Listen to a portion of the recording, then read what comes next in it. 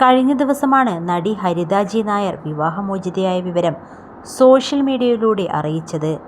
1.5 വർഷത്തോളമായി പിരിഞ്ഞ് താമസിച്ച ശേഷം നിയമപരമായി ബന്ധം വേർപിരിഞ്ഞെന്നും സൗഹൃദം നിലനിർത്തുന്നുവെന്നും ഹരിത വ്യക്തമാക്കി. വേർപിരിയലിൻ്റെ കാരണം തികച്ചും സ്വകാര്യതയിൽ നിൽക്കേണ്ട വിഷയമാണ്. 2023 എഡിറ്റർ വിനായകുമായുള്ള ഹരിതയുടെ വിവാഹം നടന്നത്.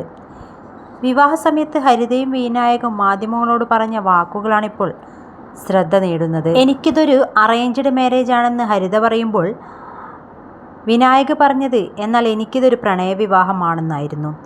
റൊമാൻറ്റിക് പരിപാടിയൊന്നും ഇല്ലായിരുന്നു. കാരണം ഞങ്ങൾ കുട്ടിക്കാലം തൊട്ടേ ഫ്രണ്ട്സായിരുന്നു. ഞങ്ങൾ പാരൻസ് വിവാഹത്തെക്കുറിച്ച് പണ്ടും ഞങ്ങളോട് ചോദിച്ചതാണ്. പക്ഷേ അന്നൊന്നും ഞങ്ങൾക്ക് അങ്ങനെയൊന്നും ഇല്ലായിരുന്നുവെന്നായിരുന്നു വിനായക് പറഞ്ഞത്. 15 വർഷത്തെ പ്യുവർ ഫ്രണ്ട്ഷിപ്പായിരുന്നു ഞങ്ങളുടേത്. അമ്മയും അച്ഛനും വളരെ ഹാപ്പിയാണ്. എല്ലാവരും അറിയാവുന്ന ഫാമിലിയും ചെക്കനുമായതിൽ ഞാനും ഹാപ്പിയായിരുന്നു.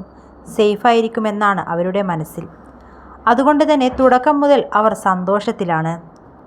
ബെസ്റ്റ് ഫ്രണ്ട്സ് തമ്മിൽ കല്യാണം കഴിച്ചാലും ഗുണവും ദോഷവും ഓരോരുത്തർ അനുസരിച്ചിരിക്കും.